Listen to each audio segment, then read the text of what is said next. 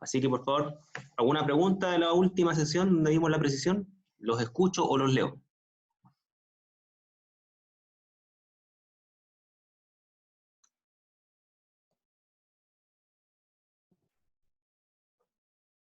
¿No hay pregunta?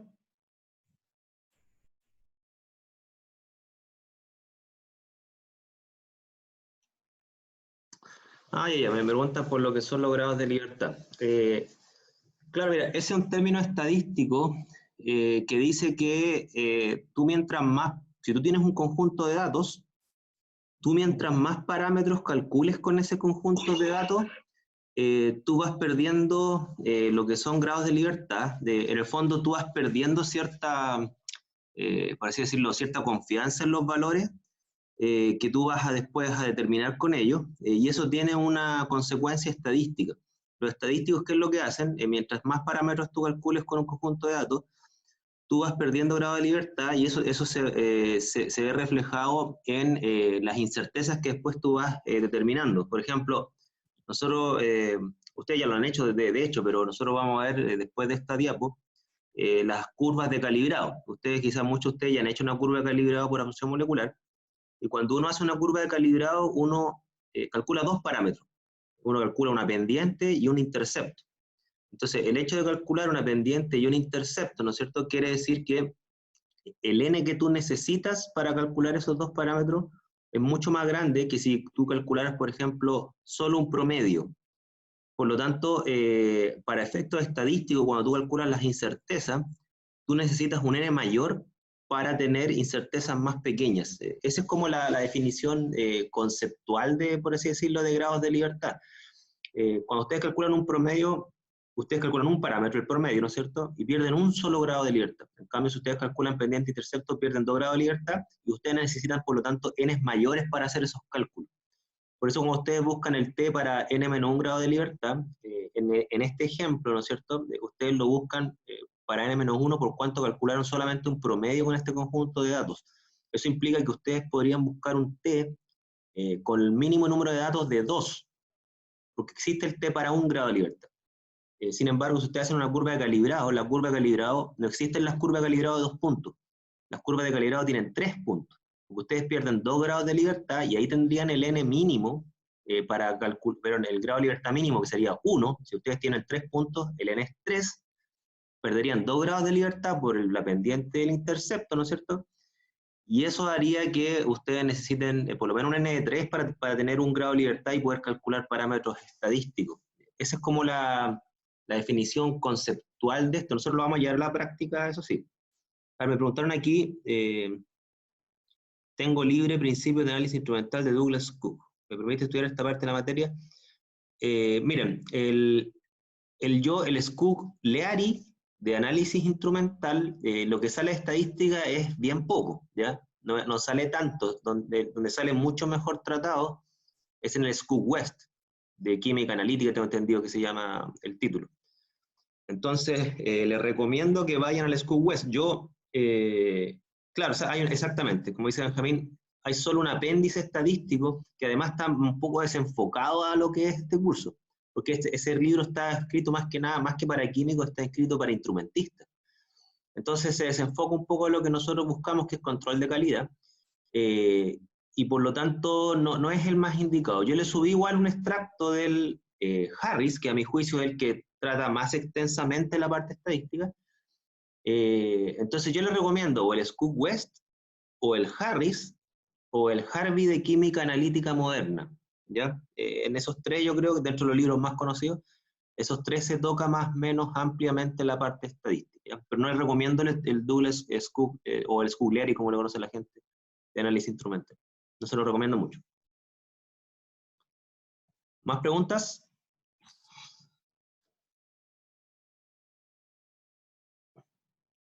¿Alguna otra pregunta?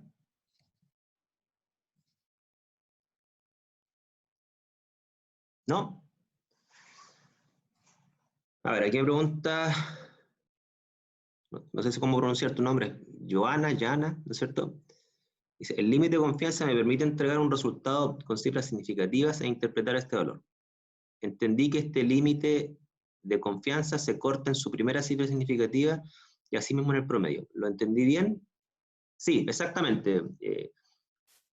Uno, ¿qué es lo que tiene que hacer para calcular un límite de confianza? Uno tiene que tomar el intervalo de confianza, o sea, el t por s partido por raíz de n, y la primera cifra significativa del límite de confianza, cuando uno calcula el límite de confianza, su primera cifra significativa es el nivel hasta donde uno corta el promedio. Hay varios ejemplos acá, miren, incluso voy a hacer una cosa que no debiera hacerla, pero creo que me puede servir. Miren. Voy a rayar acá, a ver si me funciona. Un ejemplo, ya supongan que yo tengo este resultado, 10,1 más menos 2,6. Voy a hacer una diapo, perdón. Voy a salirme de este ejemplo. ¿Cómo me salgo acá? Espérense. Voy a hacer esto en una hoja en blanco, ¿ya? Permíteme hacer esto en una hoja en blanco, a un whiteboard aquí. Es un whiteboard. Alguien está tosiendo, tiene coronavirus. Ya. Miren, voy a hacer el ejemplo que me está preguntando Joana, te voy a decir. Ya, voy a poner dos ejemplos, miren. Ejemplo número 1. Tengo este resultado. Tengo 10,321 más menos 0,0241. Ya, supongan que tengo este ejemplo, ¿no es cierto? Ese ejemplo me dice a mí, como decía Joana, ¿no es cierto? Si es que yo corto en la primera cifra significativa del límite de confianza, sería el 2. Sería, déjame ver si es que tengo más colores, sería esta. Esta es la primera cifra significativa del límite de confianza. Como la primera cifra significativa del límite de confianza para este ejemplo está en la centésima, ¿no es cierto? Quiere decir que yo hasta aquí puedo expresar el resultado, hasta la centésima. El 1 no tiene significancia estadística en el promedio. ¿Ok? Por lo tanto, este resultado se transforma en 10,32 más menos 0,02. ¿Me siguen? ¿Me siguen? ¿Entienden hasta ahí? ¿Sí? Ok. Miren, voy a poner un ejemplo que es un poco más complicado y que yo reconozco que casi nadie en la literatura científica lo hace, ¿no es cierto? Voy a borrar todo esto. Le voy a poner un ejemplo que es más, digamos, difícil de entender, pero si ustedes me lo entienden, quiere decir que ya están a un nivel impresionante, ¿ya? Ay, ¿qué pasó? Voy a tirar nuevamente un whiteboard, ¿ya? Ya, entonces voy a poner este ejemplo, miren. 10.425,4 más menos 10,7. Ya. Desafío, si es que me entendieron. ¿Cómo cortarían ese resultado? No sé si ustedes pueden rayar esto, porque me parece que sí. Me parece que ustedes pueden intervenir en el whiteboard. ¿Ya? ¿Cómo expresarían ese resultado? Si es que pueden rayar ahí mismo, rayen no. Hay que sacarle todas las comas, ya. Entonces me dice, Vicente, sacamos todas las comas. Perfecto, entonces voy a marcar aquí en rojo. Saco esta coma, saco esta coma. Me quedaría 1425 más menos 10. ¿Esa sería la respuesta, Vicente?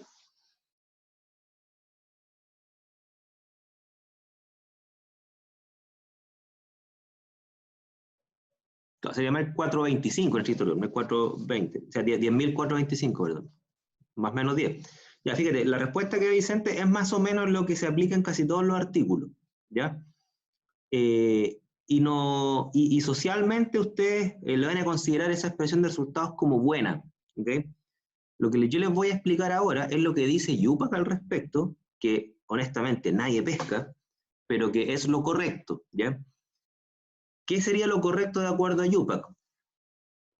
Al 10,7 es más cercano a 11. Sí, tienes razón, me dice aquí Michelle. de hecho ya, vamos a corregir eso. De acuerdo a ustedes, entonces sería 10.425 más menos 11. Ese sería el resultado que se consideraría correcto en casi toda la literatura científica química, ¿ya? No es exactamente lo que recomienda UPAC, yo les voy a decir a continuación, ¿no es cierto? Yo personalmente no tengo ningún problema que ustedes lo expresen así en los informes, ¿no es cierto? Porque lo que les voy a decir ahora de UPAC todavía no se ha internalizado en la comunidad. ¿Qué es lo que dice UPAC al respecto? UPAC dice, recuerde cuál es la primera cifra significativa del límite de confianza. Y para este ejemplo, el límite de confianza, su primera cifra significativa, se la voy a marcar, está aquí. ¿Ok? Es decir, está en la decena, ni siquiera en la unidad, está en la decena. Por lo tanto, uno debiera cortar el resultado en la decena de acuerdo a UPAC. ¿Dónde está la decena acá? Está para el promedio, está acá, en el 2. Por lo tanto, ¿cómo yo expreso este resultado? Y aquí viene la parte matemática que de repente a uno le pena, ¿cierto? ¿Cómo yo corto una cifra en la decena y lo expreso correctamente? Uno tendría que expresarlo de la siguiente forma, y díganme si me entienden, ¿ya? Sería 1043 más menos 1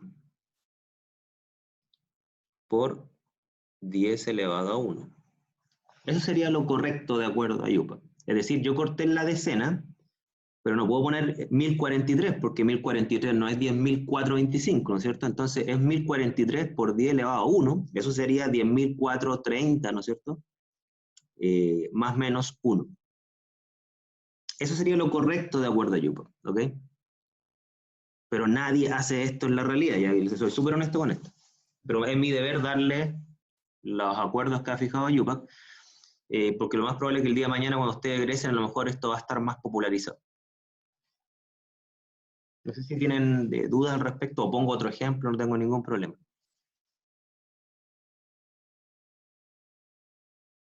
Dudas, consultas.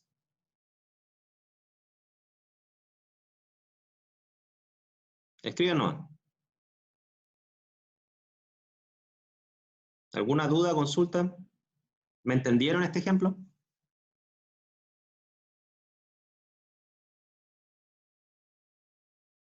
Excelente, excelente. Otro ejemplo, ya. Vamos con otro ejemplo, miren. Voy a borrar todo esto. Ya, Camila me dio otro ejemplo. Los que dicen haber entendido, ¿no es cierto? Ustedes juéguensela con cómo sería, ¿ya? Ya, voy a poner acá otro ejemplo. Sería, ya, supongan esto. 125,4 más menos 1,7. Aquí hay un ejemplo. Y el otro sería 125,4 más menos 13,2. Ya. Entonces, hagamos el siguiente ejemplo. Cortemos las cifras de acuerdo a UPAC, ¿no es cierto? Para el ejemplo de arriba y el ejemplo de abajo. ¿Ya? ¿Cómo quedaría el ejemplo de arriba? A ver, me gustaría ver que intenten ustedes rayar la pizarra. A ver. Ya, Benjamín y Francisca dicen 125 más menos 1. Tienen un pequeño error ahí, fíjense. Tienen un pequeño error ahí. Es 2, exactamente. ¿Ya? Ya, el ejemplo de arriba, ¿no es cierto? De acuerdo a UPAC, ¿qué es lo que dice? Dice, si yo corto la primera cifra significativa del límite de confianza, esta cifra significativa sería esta. Por lo tanto, yo ahí corto, pero como le sigue un 7, este 1 es aproximado a 2. Entonces, el 7 no tiene significancia estadística, esto pasa a 2. ¿Ok?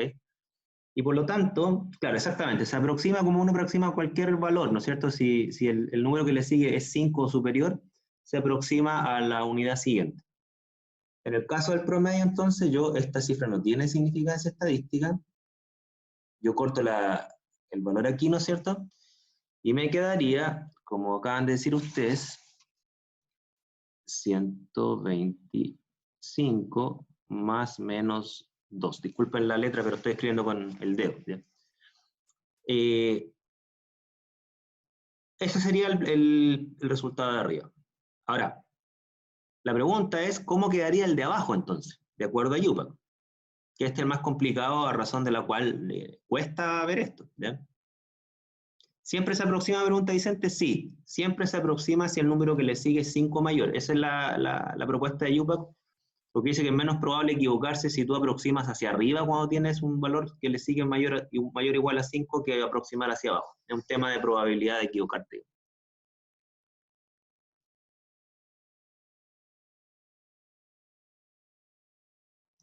Ya, Benjamín está casi con la respuesta correcta. Pone 13 más menos 13 por 10 elevado a 1. Casi, Benjamín, casi, casi. No, el problema no es el paréntesis. El problema no es el paréntesis. El problema es que el más menos no es 13. Ya, esa, Javiera atinó. Pero todavía te tienes un pequeño detalle con Javiera, pero Javiera dio el clavo en el sentido que sería el promedio hasta la decena, ¿no es cierto? No, está bien Javiera, perdón, me equivoqué. Está bien, está completamente bien Javiera. Sería 13 más menos 1, ¿no es cierto? Por 10 elevado a 1. ¿Por qué? ¿No es cierto? Por lo que se acaban de dar cuenta ustedes. O sea, la primera cifra significativa del límite de confianza está acá, en la decena. Esta es la primera cifra significativa. Por lo tanto, todo lo que está después no tiene significancia, pero como le sigue el 3, no se aproxima el 1 a 2, o sea, queda como más menos 1. Ahí está bien, como decía Javier. El promedio, ¿no es cierto? Por lo tanto, hay que cortarlo coherente a eso. ¿Qué quiere decir? Dado que el límite de confianza, su primera cifra está en la decena, yo tengo que cortar el resultado en la decena, o sea, tengo que cortarlo aquí. Hasta aquí yo puedo expresar, de aquí para abajo, no. Pero como el número que le sigue al 12 es un 5, ¿no es cierto? Pues bien, lo que hay que poner es, en vez de 12, 13, más menos 1, por 10 elevado a 1, ¿no es cierto? Y obviamente acá hay que poner la unidad de ese valor, ¿no es cierto? Nosotros no hemos puesto unidades, pero nunca se olviden de la unidad. Esa unidad en la realidad puede ser ppm, molar, años, no sé, dependiendo de lo que ustedes estén calculando. ¿Ya? Así que bien, Javier.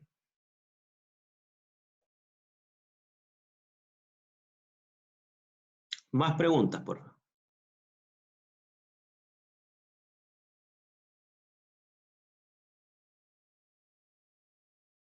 ¿Alguna otra duda? ¿Se entendió?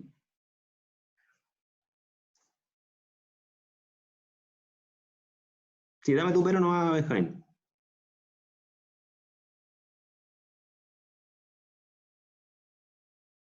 ¿Cuál sería el pero?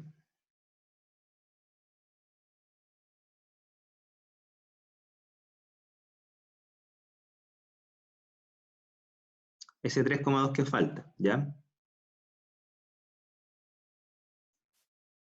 ¿Qué te da problema de ese 3,2? Exacto, exacto. O sea, claro, Benjamín dijo, bueno, ¿y qué pasa con este 3,2? Así como que desaparece. No, no es que desaparezca, es que esa zona, la precisión no da como para tú asegurar nada en la unidad o eh, en la décima, ¿ya? Esa es la respuesta. No es que no exista, es que en esa zona la precisión no te permite afirmar nada significativo.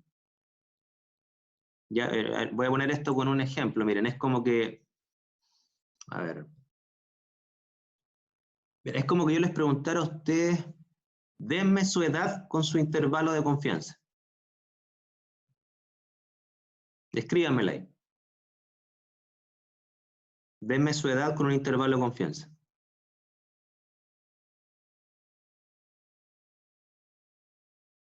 ¿Cómo ustedes me responderían? Ya, Javier pregunta, pero igual está elevado, está por 10 elevado a 1. Claro, porque en el fondo lo que dice este sistema es que yo sé que el resultado, ¿no es cierto?, oscila en la decena, o sea, oscila más menos 10. Esa respondiendo a Javiera. O sea, el hecho de poner que es más menos 1 por 10 elevado a 1, quiere decir que el resultado oscila en más menos 10. ¿Ya? Yo no puedo decir si oscila más menos 13, más menos 9, más menos 8, yo puedo decir que oscila más menos 10. Todo lo que sigue después a nivel de unidad y décima, yo no puedo afirmarlo porque significaría que yo tengo una precisión mejor que la decena. ¿Ya? No, entonces, por eso uno pone por 10 elevado a 1, porque todo lo que viene después, tú no puedes afirmar nada en el estricto rigor. ¿Ya? Entonces, ahora ustedes me dirán, pero oscila 13,2, más menos 13,2, no más menos 10, quizás ustedes me están diciendo. No, es que ese 3,2 no tenemos idea si es 3,2 o no, esa es la verdad. Porque como la primera cifra significativa del intervalo de confianza está en la decena, todo lo que pase después de ella, no sabemos si es 3, no sabemos si es 0, no sabemos si es 1. Entonces, ¿por qué se aproxima hacia abajo y no hacia arriba? Porque podría haber sido más o menos 2 por 10 elevado a 1, es porque es más probable que se mueva en el entorno de más o menos 10 a que se mueva en el entorno de más o menos 20. Por eso se aproxima hacia abajo en este caso. No sé si me hago entender. Entonces, todo esto es un tema de significancia estadística y probabilidad de equivocarse. Cuando yo a ustedes les pregunté cuál es su edad, ¿no es cierto? Por ejemplo, yo les podría poner, miren, voy a decirle yo ya que ustedes no lo quieren decir, no sé por qué si ustedes son tan jóvenes, ¿no es cierto? Yo tengo, mi edad yo se las diría de esta forma.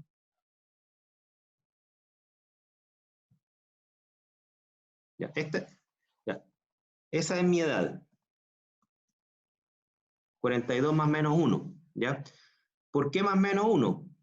Porque yo no tengo la suficiente precisión para decirle a ustedes 42,2, 42,4, más encima yo nací a los 8 meses, yo nací a los 8 meses, y a lo mejor ustedes nacieron a los 9 meses, entonces ese mes de diferencia, no sé si se cuenta o no, pero yo qué les puedo afirmar, miren, ¿saben qué? Yo tengo entre 41 y 43, porque si considero el mes que nací, en realidad no estoy muy seguro ni siquiera cuántos meses llevamos en el año, no les podría decir si estamos, por ejemplo, ya, estamos en marzo, pero marzo, ¿cuánto representa en un año? ¿Representa 0,4 de un año, 0,3 de un año, 0,2 de un año? No tengo idea, ¿ya?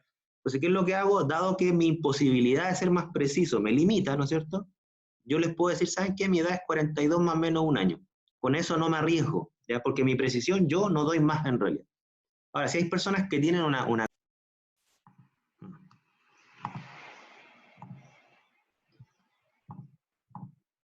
Perdón. Ya vamos de nuevo, perdón. ¿Me escuchan ahí?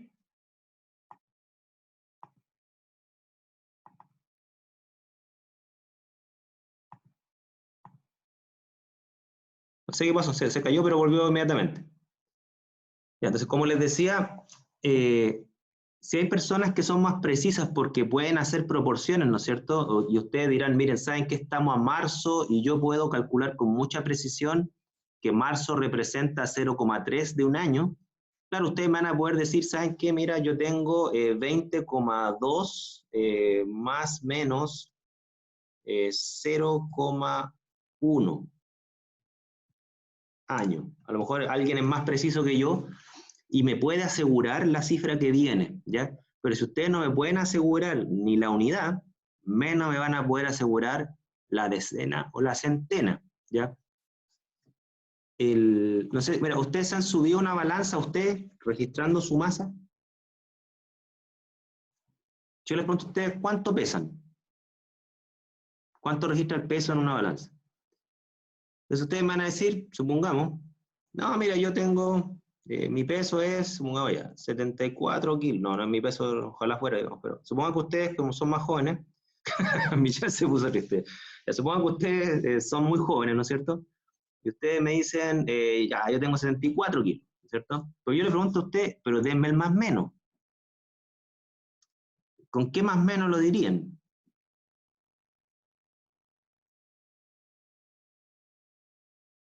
O cuando se hace una balanza, ¿hasta qué más menos usted? Porque fíjense ustedes que su masa, ¿no es cierto? Su masa que se registra a través del peso, ¿no es cierto? La masa que le registra la balanza no solamente está limitada por la precisión de la balanza en sí, que con suerte va a tener un decimal. Claro, la mayoría de las balanzas para personas tienen un margen de error de 1 kilo, ¿no es cierto?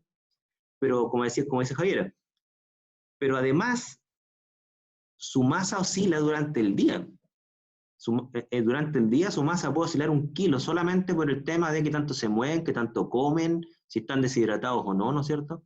Entonces, difícilmente una persona va a poder decir, claro, y el peso de los zapatos, hay muchas variables, exactamente como dice Michelle, ¿no es cierto? Hay muchas variables que influyen para hacer variar esa masa a lo largo del día, ¿no es cierto? Tanto la balanza como su estilo de vida durante el día. Una persona puede perder fácilmente 1,5 kilos en un día si es que se mueve mucho y come poco, ¿ya?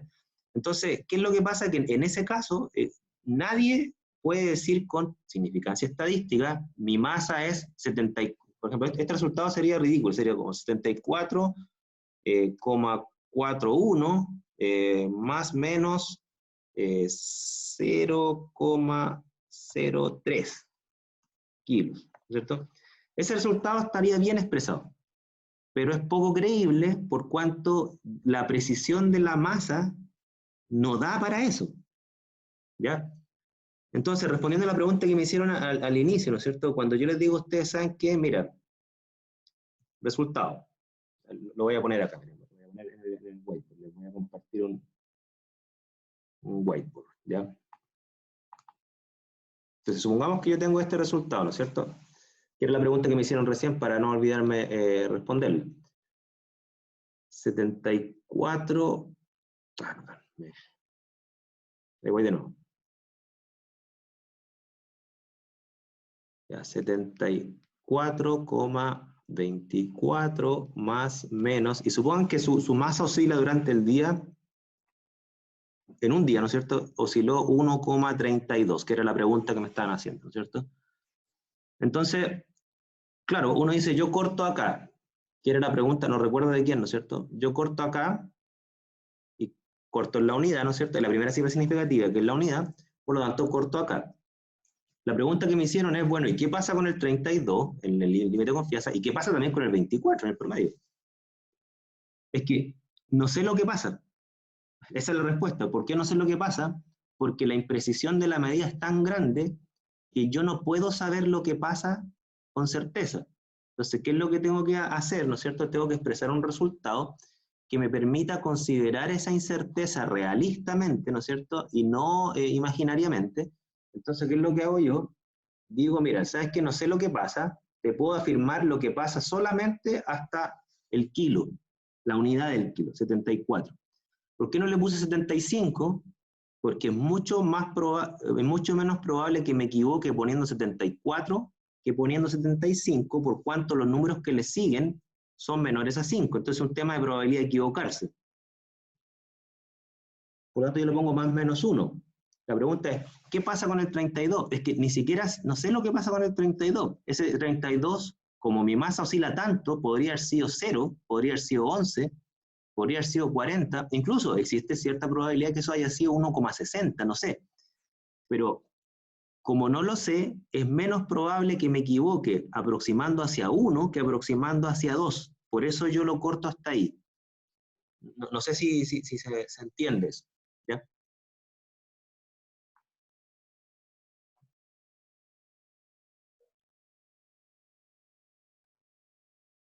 Sí.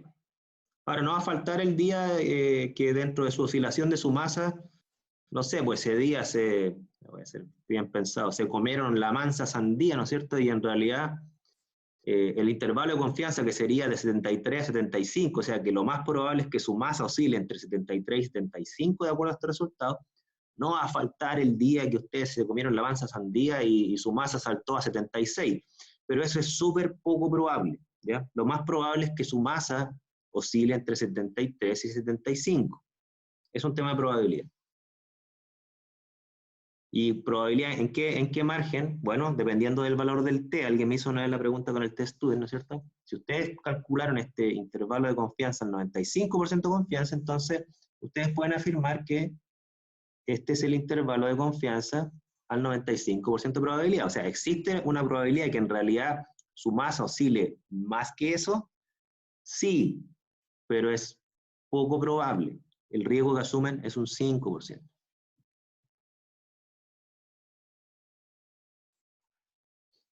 ¿Dudas, consultas?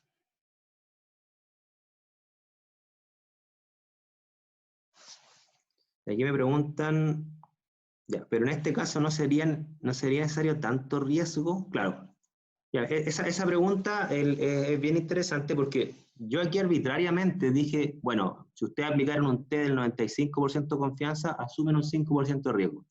¿Cómo sé yo si el riesgo es mucho o poco? La respuesta a eso es, depende del cliente que ocupe esa información. Hay que entender que la química analítica genera información química, obviamente. Y depende de quién use esa información, es el riesgo que está dispuesto a asumir. Por lo tanto, no crean que todo se calcula al 95% de confianza. Lo que pasa es que los libros de analítica tienden a poner 95% de confianza, porque es más o menos el riesgo que se asume en química ambiental, que está muy ligado a la química analítica. Sin embargo, si ustedes ocupan este resultado, por ejemplo, en temas de toxicología, a lo mejor un 5% sería demasiado riesgo, como dice Javier.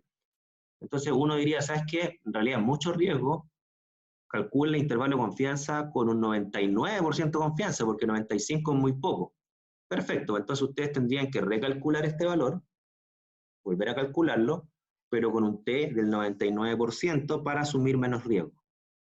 Y en vez de darle 74 más menos 1, a lo mejor le va a dar 74 más menos 2 ese intervalo. O sea, mientras menos riesgo ustedes asumen, el T va a subir y por lo tanto el intervalo de confianza va a tender a subir. O sea, el riesgo que ustedes pagan, el costo que ustedes pagan por menos riesgo es menos precisión. ¿Ya? O sea, en el fondo, en el ejemplo de la masa, por ejemplo, ¿qué es más riesgoso decir? ¿Que su masa es 74 más menos 1 o que su masa es 74 más menos 10? ¿Dónde creen ustedes que tengo menos probabilidad de equivocarme?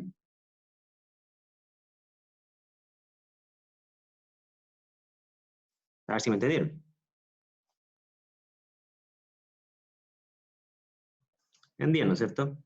Obviamente que es súper poco probable que su masa salte a 84 o baje a 64, ¿no es cierto? Por lo tanto, si yo digo que la masa de ustedes se mueve entre 64 y 84, claramente tengo menos riesgo de equivocarme. Pero claro, como dice Javiera, pero es menos preciso.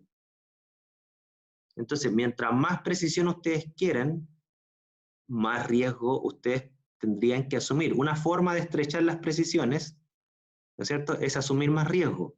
¿Ok?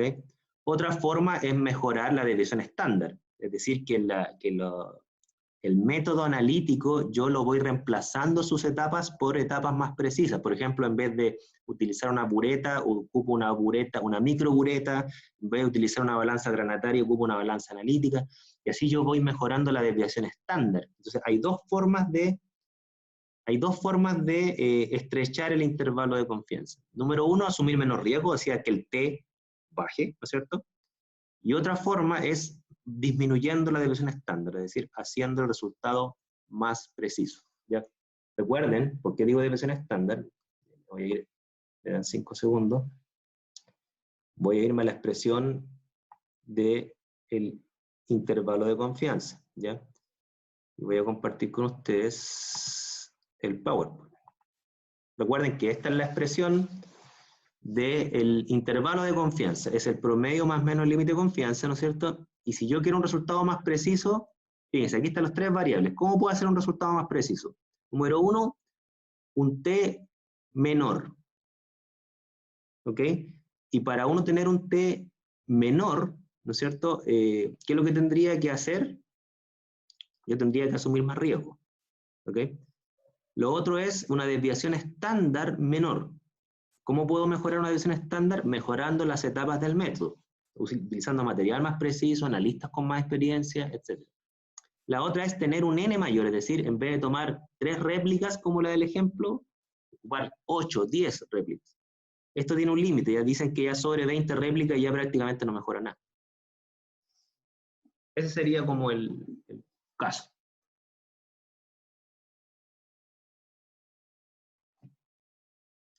¿Más preguntas, dudas? No estoy apurado, así que denle nota.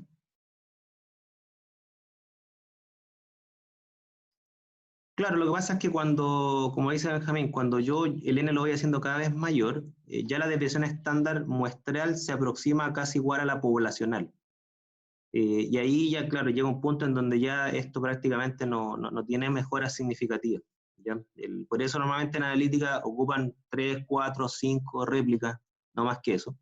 Porque sobre eso en realidad lo que uno gana mejorando el límite de confianza es súper poco y el costo de aumentar la réplica no justifica, digamos, la baja de límite de confianza. Entonces, esto es una relación entre el parámetro estadístico que tú quieres y cuánto te cuesta conseguirlo. ¿Ya? Este es una cuestión que yo les voy a insistir mucho en este curso, porque esto es un curso que tiene una orientación más profesional. La química analítica no se trata solamente de obtener las mejores cifras de mérito, también hay que considerar el costo económico que tiene eso, y hay que ponderarlo. ¿Ya? Entonces, claro, yo les puedo decir, háganse un N de 15, claro, pues si hacen un N de 15 que le sale 3 veces más caro que un N de 5, bueno, habría que tener cálculos económicos para ver si vale la pena eso, ¿ya? Si no hay otra forma, a lo mejor, de mejorar la precisión.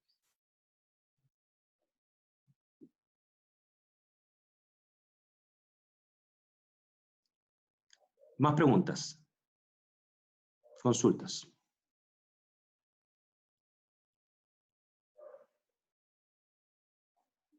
¿Dudas, consultas?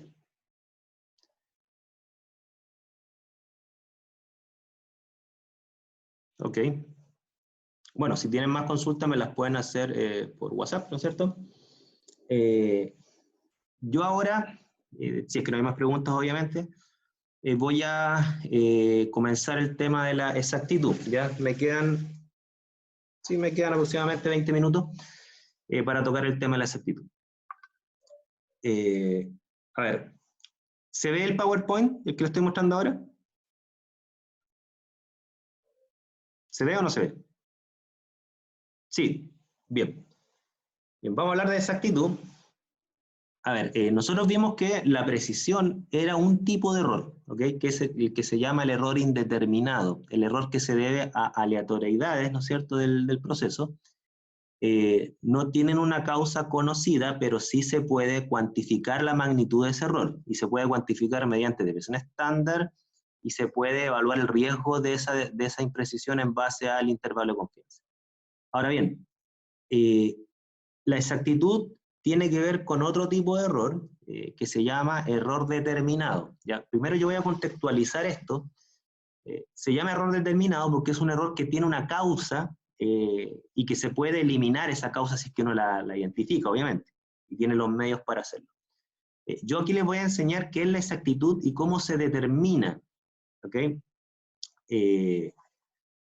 Luego, más adelante, cuando veamos las técnicas instrumentales, yo les voy a explicar cuáles son las posibles causas de problemas de exactitud, que es lo que se llama sesgo, ¿ok? Pero las causas de problemas de sesgo, es decir, de problemas de mala exactitud, ¿no es cierto?, dependen de cada técnica y de cada método. Entonces yo aquí voy a hablar de la exactitud en términos descriptivos, o sea, qué es y cómo se determina, y más adelante vamos a integrar este concepto para analizar sus posibles causas. No sé si me explico.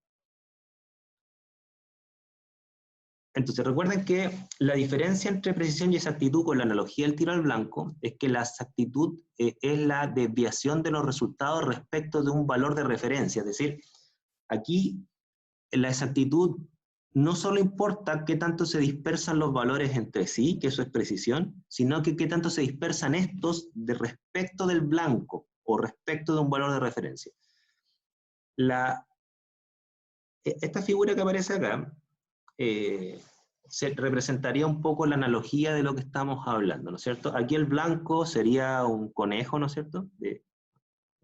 Quizás medio sádico el ejemplo, pero el blanco sería un conejo, ¿no es cierto? Y aquí se muestra que todos estos tiros, si bien es cierto, son súper precisos, son tremendamente sesgados, por cuanto ninguno da en el blanco. O sea, la referencia sería el blanco. Llevado a la componente estadística, esto quiere decir que yo calculo un promedio de valores medidos. Ese sería min, ¿no es cierto? La media, el promedio, ¿no es cierto? Luego hay un valor de referencia que sería el valor real de una muestra. Por ejemplo, supongan que ustedes tienen una muestra que su valor verdadero, ¿no es cierto?, sería 10 ppb de arsénico, y ustedes tomaron varias alícuotas de esa muestra, las analizaron y determinaron como promedio que el valor era 8. Entonces, claro, está el valor real que es 10, está el valor promedio medido que es 8, y la diferencia entre el promedio y el valor verdadero es lo que se llama el sesgo, ¿ok? No sé si me entienden hasta ahí. A ver, dudas, consultas hasta acá. ¿Entienden lo que es el sesgo? ¿Sí? Entonces recuerden, el sesgo tiene que ver con promedio y valor verdadero, nada más que eso, ¿ya? Ahora, ¿qué es lo que pasa? Que ustedes tienen que acordarse que cuando uno calcula una serie de valores, uno no solamente calcula el promedio, sino además uno calcula la dispersión de estos valores. O sea, uno calcula la desviación estándar y su intervalo de confianza, que representaría esta campana que está acá. O sea, no es que los valores todos sean iguales al promedio. Si ustedes toman 5 valores, el promedio va a estar acá, pero aquí hay una dispersión, ¿no es cierto? Entonces, vamos a utilizar dos términos que tienden como a confundirse verbalmente e incluso en la literatura. Una cosa es el sesgo o la exactitud y otra cosa es la veracidad, ¿ok? Vamos partiendo por el sesgo primero y después vamos a hablar de la veracidad. ¿Cómo se cuantifica el sesgo? ¿Ok? A ver si avanza esto. El sesgo se cuantifica de la siguiente forma, es súper simple, ¿no es cierto? El sesgo absoluto se determina como la diferencia entre el promedio experimental menos el valor real, ¿ok? Así de simple. Por ejemplo, si su valor real es 10 y su valor experimental es 8, su sesgo, ¿no es cierto?, sería menos 2. ¿Menos 2 qué? Depende de la unidad. Si, por ejemplo, su valor real son 10 ppb y su valor experimental son 8 ppb, el sesgo sería menos 2 ppb. Es un sesgo por defecto, que se llama, o negativo. ¿Estamos claros? Ahora, el sesgo también se puede calcular de manera relativa, es decir, una cosa es el sesgo absoluto, ¿no es cierto?, que para el ejemplo anterior era 2 o menos 2, y otra cosa es el sesgo relativo, que es la típica ecuación que uno le dicen desde química general, que le dicen observado menos verdadero partido por verdadero por 100. ¿Qué sería el sesgo relativo? Sería el valor experimental promedio menos el valor real, todo eso dividido por el valor real por 100. Para el ejemplo que vimos anteriormente, y voy a hacerlo acá, no sé cómo queda registrado. Repito, si este es 10 y este es 8, ¿no es cierto? Aquí tenemos entonces que el sesgo sería menos 2. Para este ejemplo, por lo tanto, si este es 8 y este es 10, quedaría 8 menos 10 partido por 10, ¿no es cierto? Eso sería menos 2 partido por 10, lo cual sería, ¿no es cierto?, 0,2, ¿no es cierto? Multiplicado por 100, esto me daría, voy a sacar esto para acá. Para este ejemplo, esto sería 20%. ¿Ya? No sé si se entiende. De hecho, perdón, es menos 20%. Menos 20%. ¿Se entienden? ¿Se entienden? ¿Alguna duda hasta acá? ¿Consulta? ¿Aló? ¿Me escuchan?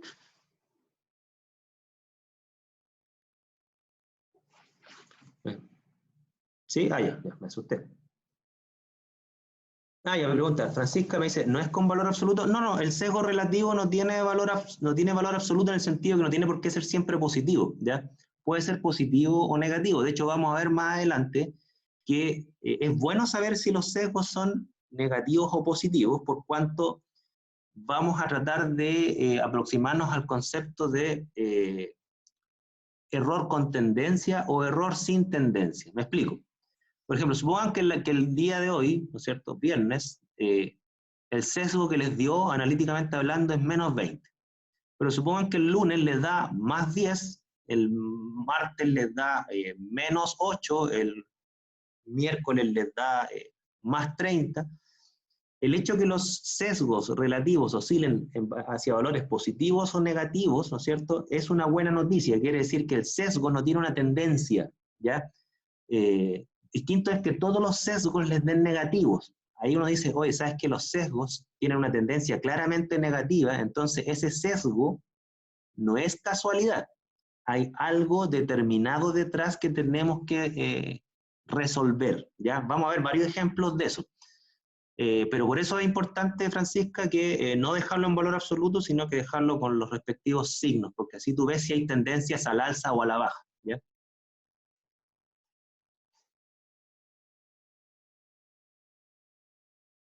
Ok. ¿Alguna otra pregunta?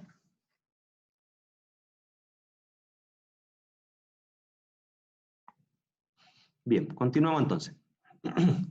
Acá. Déjeme borrar esto porque después se traspasa la diapo que viene. Entonces tengo que borrarlo. Ya, vamos entonces a la siguiente diapo. Ahora, hay un documento técnico, ¿no es cierto?, que ha normalizado todos estos parámetros de lo que son de exactitud y veracidad. ¿Ya? Primero fíjense en la fecha que tiene este documento, ¿ya? Este documento, voy a marcarlo acá, marcarlo bien rojo. Este documento tiene una fecha 2002, ¿ya? Es un documento que normalizó, ¿no es cierto?, y dio guías para la validación de laboratorio y dio no recomendaciones, y esto es cuando lo dice UPAC uno normalmente tiene que alinearse, ¿no es cierto?, para que todos manejemos los mismos estándares.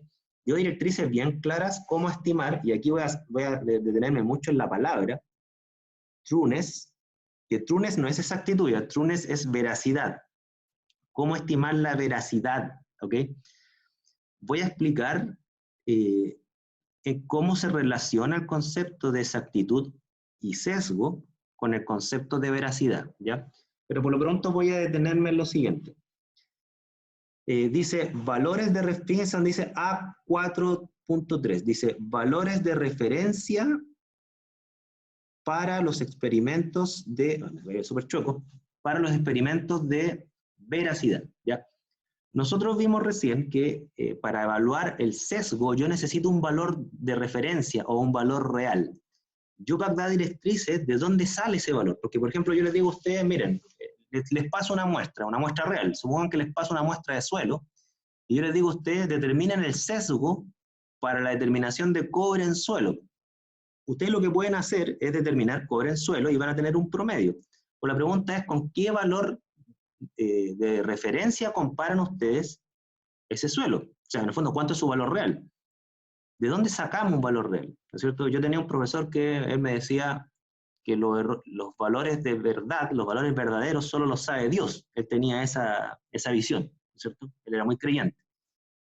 Fíjense que UPAC, entendiendo que no podemos hablar con Dios lamentablemente, ¿no es cierto? UPAC dice, mira, hay una forma de estimar el valor de referencia, ¿ya? Y eso es lo que les voy a explicar a continuación. ¿Cómo estimar el valor de referencia o el valor verdadero de una muestra? ¿Ya? No sé si se entiende lo que voy. ¿Se entiende lo que voy o no? Les voy a explicar cómo UPAC recomienda estimar un valor de referencia con el cual yo puedo estimar sesgo y puedo estimar veracidad, ¿ya? Pero vamos primero al valor de referencia. Ya, okay, veo que me están siguiendo. Entonces voy a borrar acá. Ya, vámonos entonces al valor de referencia. Ya. La primera recomendación que da UPAC es utilizar lo que se llama materiales de referencia. Ya. ¿Qué es un material de referencia? Aquí en la fotografía ustedes tienen dos materiales de referencia, uno para referencias de masas y otro para referencias químicas. Lo que aparecen acá, ¿no es cierto?, son literalmente barras metálicas sumamente estables, cuya masa está súper estandarizada, ¿ya? Es fácil tener una masa de referencia si es que uno tiene digamos, una barra metálica bastante pura, cuya densidad se conoce, entonces la relación entre densidad y volumen me permite calcular la masa, ¿no es cierto? De ahí no hay tanto problema. Por lo tanto, la masa que tienen estas barras es muy fácil de saber cuál es su valor real, sin recurrir incluso a veces a una balanza. Sin embargo, cuando yo tengo una muestra problema, ¿cómo sé yo el valor real que tiene un analito en una muestra problema? Voy a explicarles cómo se hace. Miren, aquí tienen ustedes, no sé si lo alcanzan a ver, tienen ustedes un material de referencia. ¿Y qué es un material de referencia? Un material de referencia es literalmente una muestra real, ¿ok?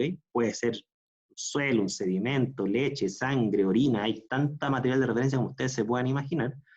Es una muestra real que tiene los valores certificados, ¿no es cierto? Que serían los valores reales. Por ejemplo, en esta muestra aparece que este material de referencia tiene plomo certificado de 11 ppm, zinc certificado de 11 ppm, arsénico de 74, y así sucesivamente, con su desviación estándar al lado, ¿ok? La pregunta es, bueno, ¿y cómo ellos certifican los valores? Esa cuestión es como, dicen, ¿es magia o hay que creerle? No, no, no. Esto se hace en base a un estudio científico que tiene ciertas complejidades y se las voy a explicar a continuación. Los valores de referencia se construyen en base a ensayos de laboratorio intercomparativos. ¿Me explico? Fíjense, aquí tienen ustedes un certificado. Este es un fertilizante, voy a marcarle estas palabras para que no se vayan a perder. Ya, este es un fertilizante, ¿no es cierto? Esa es la muestra de problema, que tiene certificado elementos traza. ¿Estamos? Fíjense, si nos vamos a la ficha técnica, aquí aparecen unas siglas que se las voy a explicar. Y aquí está el meollo del asunto, así que por favor, si están, digamos, cansados, medio distraídos, traten de reactivarse porque esto es el meollo del asunto. Aquí dice, por ejemplo, miren, cobre, aquí lo voy a marcar acá, el cobre, su valor de referencia fue construido, acá, disculpa lo choco, su valor de referencia fue construido en base a distintas mediciones de distintos laboratorios, pero que ocuparon 3 técnicas diferentes. Por ejemplo, ocuparon XRF, o sea, ocuparon fluorescencia de rayos X, quiere decir que uno o más laboratorios tomaron un compósito de fertilizante bien grande, ¿no es cierto? Ese fertilizante se distribuyó en muchos laboratorios con experiencia en el mundo. Uno de esos laboratorios tomó una muestra que se le hizo llegar, y ese laboratorio aplicó un método analítico para determinar cobre, pero un método analítico basado en fluorescencia de rayos X, fluorescencia, espectroscopía de fluorescencia de rayos X. Otro laboratorio, o uno o más laboratorios en el mundo, diferentes al anterior, también recibieron esta muestra, aceptaron participar de este ensayo comparativo, obviamente, esto es voluntario, ¿no es cierto? Y tomaron la misma muestra de fertilizante que les llegó una alícuota diferente, ¿no es cierto? Y analizaron la muestra con otra técnica, que se llama plasma de acoplamiento inductivo. ¿Ok? Otros laboratorios lo hicieron por espectrometría de plasma, espectrometría de masas, perdón, de plasma, ICP-MS. Entonces, ¿cómo se construye un valor de referencia? Bien simple, el criterio general es hacer una muestra bien grande. Aquí me hice una pregunta, ¿verdad? Antes de continuar. Entonces, ¿se valida un valor cuando es analizada por distintos métodos, distintos laboratorios? Sí, exactamente, Francisca, pero con un agregado adicional. Es que esos laboratorios no son cualquier laboratorio, son laboratorios que deben demostrar, primero, competencias en ese tipo de análisis. Tiene que ver con la pregunta que me está haciendo Benjamín. Siempre se puede comparar resultados de distintos métodos con 2 criterios. Voy a responder a Francisca y a Benjamín, creo, al mismo tiempo. Primero, que esos laboratorios tengan experiencia en el análisis de esa muestra. Por ejemplo, que tengan experiencia en análisis fertilizante. ¿Ya? ¿Para qué? Para asegurar que cualquier error no se debe a problemas de experiencia en aplicar métodos. ¿Okay? Segundo, que los distintos laboratorios en el mundo, ¿no es cierto?, ojalá manejen técnicas instrumentales diferentes, no que todos utilicen la misma técnica, ¿ya? ¿Y cómo yo puedo comparar estos resultados? Que es la pregunta que dice Benjamín. estos resultados van a ser comparables en el sentido de que si 50 laboratorios en el mundo me están entregando más o menos el mismo valor, quiere decir que eso no es una coincidencia, quiere decir que ahí lo más probable es que esté el valor real. No sé si me explico con eso, lo puedo mostrar hasta un gráfico, bueno, ¿ya? No sé si me hago entender. Si no, se lo explico de otra forma.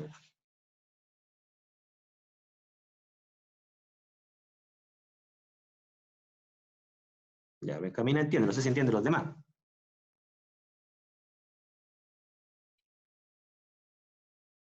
¿Sí? Ah, ok, bien.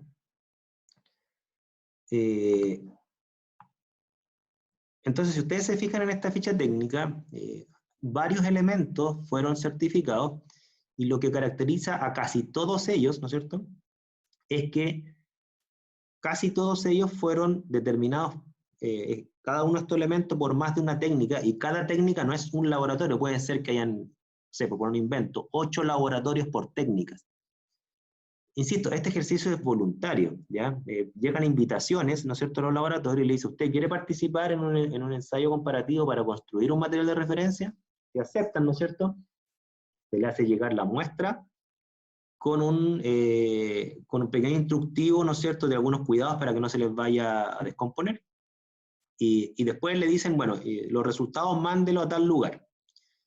Y esos resultados van codificados, es decir, por ejemplo, si ustedes son un laboratorio, ustedes son los jefes de un laboratorio, y cada uno de ustedes es jefe de un laboratorio diferente, ustedes les va a llegar, por ejemplo, la muestra de fertilizante, ustedes le van a determinar cobre, ustedes van a mandar un sobre, ¿no es cierto?, y van a decir, laboratorio 24, cobre 25 más menos 1. Eso es lo que ustedes le van a reportar al centro que está construyendo este material. El centro toma todos estos valores y los trata estadísticamente. Si ve estadísticamente que hay una convergencia, o sea que la mayoría de los resultados están en torno a un promedio de un intervalo estrecho, dice, bueno, aquí hay un valor de referencia. Y así más o menos se van construyendo. Por ejemplo, acá, ¿no es cierto? Y fíjense lo interesante de esto. Dice certificado, ¿no es cierto? En este certificado se muestra que el magnesio, ¿no es cierto?, su valor de referencia es 1,79 más menos 0,05% en masa. O sea, ¿qué quiere decir? Que los distintos laboratorios, ¿no es cierto?, a los cuales se les mandó esta muestra, más o menos tuvieron una muy buena convergencia. O sea, el promedio de todos esos valores dio 1,79 más menos 0,05. Si ustedes se fijan, la dispersión es bastante baja. Entonces, no es casualidad que laboratorios de países diferentes, con técnicas diferentes, que no se conocen entre sí, y que además mandan sus resultados codificados, o sea, nadie sabe quiénes son ellos hasta que ya se revelan los resultados, ¿no es cierto?, que converjan en torno a un valor, eso no es casualidad, ¿ya? Ahí está lo más probable el valor real. Así se construyen los valores de referencia, no sé si les queda.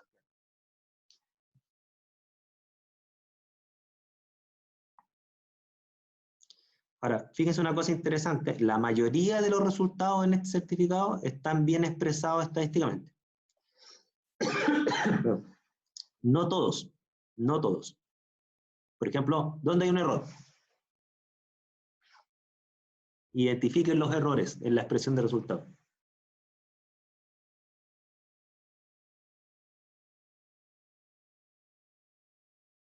Potasio, plomo, lead. Claro, potasio, por ejemplo, cuando nos vamos al potasio acá, dice 11,65 más menos 0,13. ¿Cómo sería el potasio? Entonces, ¿cómo debieran expresarlo bien ustedes?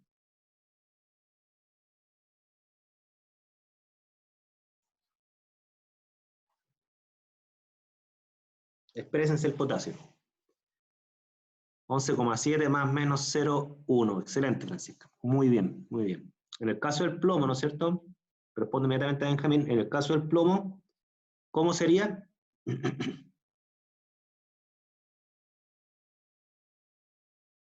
En el caso del plomo, responde inmediatamente a Benjamín, pero no quiero dejar pasar el plomo.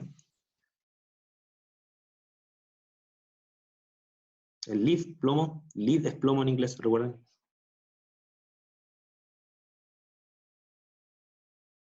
¿Cómo sería el plomo? A ver si aplican la norma UPAC. Aventúrense.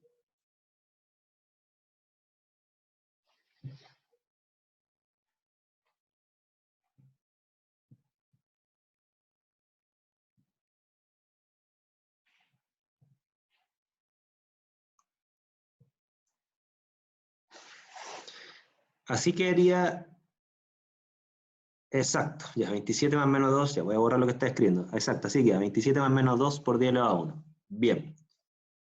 Javier y Francisca lo hicieron bien. Voy a responder la pregunta de Benjamín. Benjamín dice, si a mí me dan la muestra de magnesio, ¿es igual de representativo estar en 1,74 o en 1,79? Vamos viendo el magnesio. Claro, o sea, ya, una cosa, Benjamín, es cómo tú construyes el valor de referencia. Ahí está, 1,79 más menos 0,05, ¿no es cierto? Y otra cosa es decir, ya, tú no eres el que construye el valor, sino que tú usas este material de referencia para evaluar tu sesgo. Tu pregunta va por este segundo lado, ¿ya? Si tú dices, sabes que yo quiero saber si es que mi laboratorio anda bien, entonces tú compras este material de referencia, porque una vez que se construye, este material se vende, ¿ya? Entonces ustedes lo compran. Y tú dices, mira, voy a pasar esta muestra en mi laboratorio, nosotros determinamos magnesio y quiero ver si es que me está dando resultados, fíjense la palabra que voy a utilizar, si es que me está dando resultados confiables. Claro, si tu valor promedio se mueve entre 1,74, que sería 1,79 menos 0,05, hasta 1,84, ¿no es cierto? Tú estarías efectivamente dentro de lo que es un resultado confiable, porque el valor de verdad, el valor verdadero, se mueve en ese margen, ¿ya? Efectivamente. Entonces, cuando tú me preguntas si es igual de representativo, más que representativo, tú puedes afirmar que tu resultado es confiable al mismo riesgo, ¿ok? O sea, tú dices, mira, yo puedo decir, supongamos que este más o menos se construyó al 95% de confianza, yo puedo decir, mira, al 95% de confianza, te puedo decir que si mi resultado me da entre 1,74 y 1,79, mi resultado es confiable, ¿ya? Esa es la palabra, digamos, más adecuada, creo yo, aunque hay algunos que debaten la palabra confiabilidad, ¿ya? La pregunta de Benjamín, en el fondo, ¿importa en qué parte de la campana estamos? O sea, claro, tú mientras más te alejas del promedio, tú es más probable que tu valor esté sesgado por una causa determinada. ¿Ya? Eso es cierto. Pero para no tener juicios subjetivos de decir, bueno, pero ¿cuánto de alejamiento yo puedo tolerar, ¿no es cierto? Tú lo haces al revés, tú dices, ya, si yo asumo un 5% de riesgo, entonces cualquier valor que se encuentre entre 1,74 y 1,84 satisface ese riesgo. Porque de lo contrario, si tú no te fijas un riesgo previamente, tú vas a decir, bueno, mientras más me alejo del promedio, mientras más me alejo de 1,79, hacia arriba o hacia abajo, es más probable que me equivoque. Sí, es cierto, tú tienes razón, es más probable que me equivoque. Pero, ¿cuánto de alejamiento toleras? Ahí tendrías que entrar a asumir un riesgo y calcular un intervalo. Esa es como la lógica que tiene.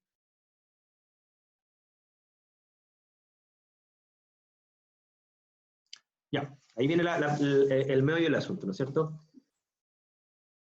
Ya, Francisco viene clavo en una cuestión que tiende a confundirse y yo voy a tratar de ser lo más explícito posible. Cuando uno quiere saber, y fíjense la palabra que voy a utilizar, cuando uno quiere saber si su resultado es bueno, porque se puede dar una palabra que es comida humana, mi laboratorio está entregando buenos o malos resultados. La palabra correcta es si están entregando o no resultados confiables. Y la confiabilidad tiene que ver con dos parámetros. Uno con el sesgo, ¿no es cierto? Y otro con la precisión. Me voy a explicar y voy a aprovechar la pregunta a usted para dar un ejemplo. Y dado la hora, voy a terminar con esto y en la próxima clase le explico el resto. Denme 5 segundos para responder la pregunta que un poco Francisca y Benjamín, ¿no es cierto?, están apuntando un poco a lo mismo, creo yo. Denme un segundo, voy a borrar esta pizarra. Ya Vicente me hace otra pregunta, ¿no es cierto?, que si bien es cierto, la vamos a ver con más detalle cuando veamos técnicas instrumentales, te voy a dar una respuesta un poco aventurada. Vicente me pregunta, ¿la sensibilidad tiene que ver con esto o depende del equipo? Efectivamente, hay ciertos aspectos de la confianza de un resultado que dependen de la sensibilidad de los equipos. ¿Ok? ¿Por qué? Porque la sensibilidad es la que me fija la mínima concentración a la cual yo puedo cuantificar. ¿ya? Los equipos más sensibles te permiten cuantificar a valores más bajos en general. Entonces, ¿la sensibilidad tiene que ver con esto? Sí. La sensibilidad, de hecho, es una cifra de mérito, que la vamos a ver más adelante. Y la sensibilidad tiene que ver con esto tanto porque es una cifra de mérito como porque también está asociada con otra cifra de mérito que se llama límite de cuantificación, ¿ya? También lo vamos a ver más adelante. Pero para aventurarte una respuesta, sí. Para terminar esta sesión de hoy voy a poner un ejemplo, ¿no es cierto?, que en base a las preguntas que ustedes me están haciendo, prefiero responderlo ahora que seguir un orden cronológico de cómo están las diapos, ¿ya? Supongan lo siguiente, miren. Voy a hacer aquí una línea, ¿no es cierto? Y esta línea sería concentración, ¿ya? Voy a poner en rojo, esto es meramente conceptual, después le vamos a poner número a esto, ¿ya? Voy a poner en rojo un valor de referencia, por ejemplo, un material de referencia. Ustedes compraron un suelo de referencia que les dice lo siguiente. Esta línea representaría el valor promedio del material de referencia. Supongamos, para el ejemplo, 10. ¿Ok? Esta campana representaría el intervalo de confianza de ese material de referencia. Supongamos que ese intervalo de confianza, al 95% de integración de su área, va desde 8 a 12. Es decir, este resultado es 10 más menos 2. ¿Ya? Voy a ponerlo acá. 10 más menos 2. Me queda todo tan mal, pensé. No quedé conforme con esto. Es decir, 10 más menos 2. Me quedo más o menos igual. ¿Se entiende hasta ahí? ¿Se entiende hasta ahí esa campana fea? Ya. Voy a poner ahora, ¿no es cierto?, el resultado de eso. O sea, ¿qué quiere decir? Este es el material de referencia, este es lo que les dice a ustedes el certificado. El certificado ustedes le dicen, este material de referencia tiene 10 más menos 2 de cobre, supongo. Ahora ustedes, ¿qué es lo que hacen?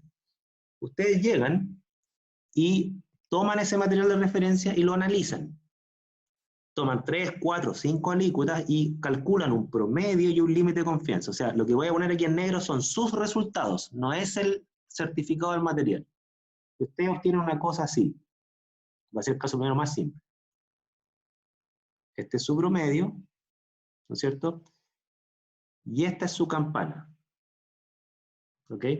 Y ese promedio da, supongamos, 15, y el intervalo de confianza da más menos 1, o sea, va de 14 a 16. O sea, esto sería 15 más menos 1. ¿Ok?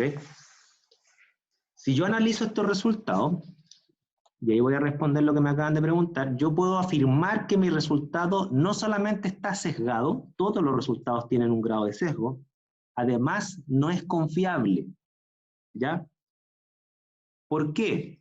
Porque el sesgo para este ejemplo, ¿no es cierto?, sería 5 en términos absolutos, ¿no es cierto?, o 50%. O sea, sería 15 menos 10 partido por 10, por 100. O sea, además que el sesgo es grande, cuando yo considero los intervalos de confianza entre el material de referencia y mi resultado, no se interceptan nunca estadísticamente hablando. O es poco probable que se intercepte. ¿Me siguen? Entonces yo puedo decir, no solamente que mi resultado es sesgado, todos los resultados tienen cierto grado de sesgo. Yo puedo decir que además puedo decir que mi resultado no es confiable, o sea, mi resultado es estadísticamente diferente a lo que me entrega el material de referencia. ¿Ya? No sé si me entienden hasta aquí.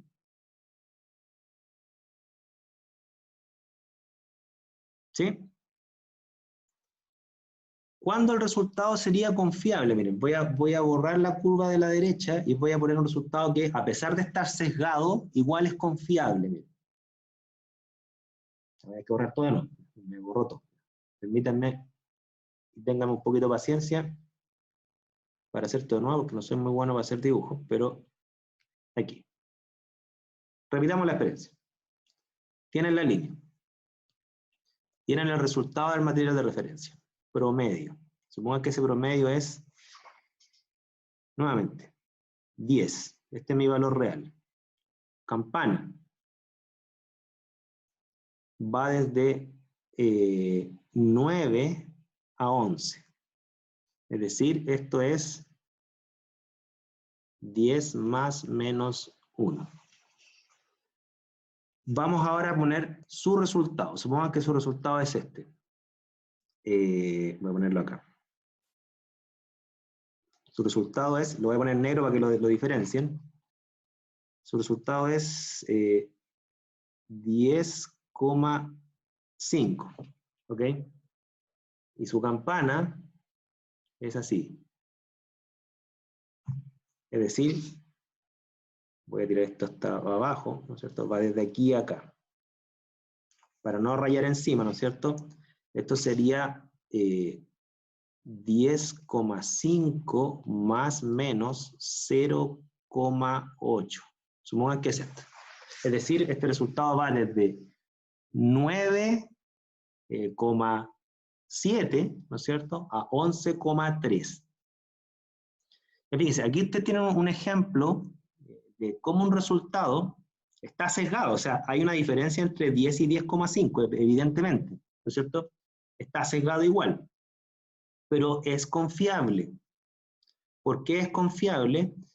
Porque existe una zona dentro de lo que es los riesgos asumidos, ¿no es cierto? Existe una zona donde se interceptan los valores, se interceptan las dos curvas, ¿ya? Entonces, yo no veo una estadística, o sea, una diferencia estadísticamente significativa, ¿no es cierto?, para decir que mi resultado reportado es diferente de mi resultado real. De hecho, si ustedes se fijan, este intervalo que está acá, ¿no es cierto?, incluye, voy a ponerlo acá en rojo, incluye a 10, que es el promedio del valor real. ¿Me siguen? Entonces, considerando el sesgo, pero además las precisiones como intervalos de confianza, yo puedo decir que mi resultado, siendo sesgado, es confiable. ¿Por qué? Porque la diferencia que hay entre los promedios se explica solo por temas de precisión, o sea, error indeterminado. Se explica por la distribución de la campana. Entonces, ahí está la diferencia entre sesgo y confiabilidad. Algunos le llaman esto veraz, mi resultado es veraz. ¿Ya? ¿Se entiende, no? ¿Aló? ¿Sí? Bien, esto que yo le estoy explicando así como con un dibujo bien precario, ¿no es cierto? Yo lo tengo en las diapos más adelante. Simplemente lo adelanté un poco a razón de sus preguntas, ¿ya? Y hay test estadísticos para esto, no para no hacerlo al ojo, digamos, porque aquí lo estamos haciendo como al ojo. No, hay test estadísticos objetivos para concluir si efectivamente mi resultado es confiable o no. Ya, lo que pasa es que, como yo les decía, en algunos libros le llaman esto que este resultado es confiable, ¿ya? Otros le llaman que el resultado es veraz. La traducción de trueness, como aparecía en el texto de la YUPAC, ¿no es cierto?, es bien difícil de llevar al español. ¿Pero qué significa trueness? Algunos libros malamente lo han traducido como exactitud. La exactitud tiene que ver con el sesgo, o sea, tiene que ver solamente con la diferencia de los promedios. Si uno considera, además de la diferencia de los promedios, el intervalo de confianza, a eso es lo que hace referencia el concepto de trueness. Es saber si la diferencia que hay entre promedios se debe a la precisión o no. Porque siempre van a haber diferencias entre los promedios. Claro, y eso depende, como dice Vicente, de la reproducibilidad. O sea, ¿cómo puedo poner un ejemplo? Claro, es como que yo les dijera a ustedes, mira, su masa real de ustedes es 73 kilos, pero hoy día en la mañana se levantaron y tenían una masa de 72,8. Esa diferencia entre 73 y 72,8 se debe a que bajaron de peso, así como de forma causal, o en realidad se debe a la simple aleatoriedad de no haber tomado agua toda la noche y después van a volver a subir, forma parte de la dispersión normal de su masa. Entonces, si yo quiero saber si realmente he bajado de peso, fíjense, ¿qué es lo que tendría que ver? Que la caída de masa es mayor que la aleatoriedad de la masa durante el día.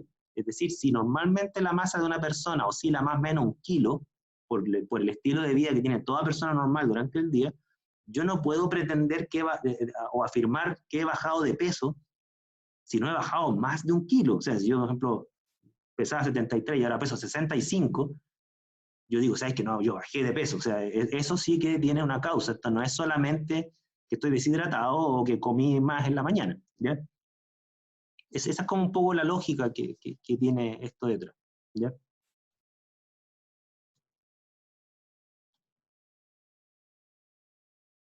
Más dudas, consultas. Todo esto de la exactitud sale en los extractos que les subí en el navegador, ¿ya? Para que lo revisen, simplemente les digo, tengan cuidado con confundir exactitud con confiabilidad o veracidad, que lamentablemente la traducción del inglés al español nos juega una mala pasada con eso. Insisto, a ver, precisión en inglés es precision, exactitud en inglés es accuracy, y veracidad o confiabilidad es trueness. Entonces ahí hay que tener cuidado con esas traducciones y lamentablemente al español tienden a poner trueness como exactitud. No es exactamente eso. Tiene que ver con exactitud ciertamente, pero no del todo.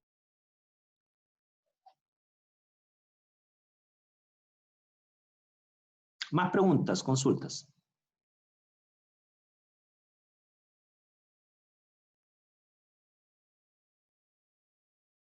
¿No? Ok.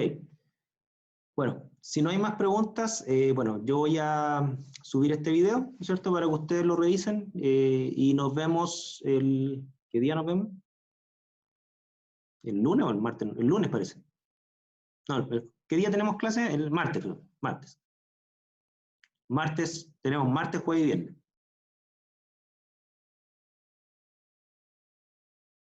Ok, nos vemos entonces el martes y 8:30. Me pueden hacer preguntas antes si quieren vía WhatsApp o vía correo, como ustedes quieran. ¿Ya? Nos vemos. Saludos a todos. Que estén bien y cuídense. Ah, mi correo es, lo voy a escribir acá.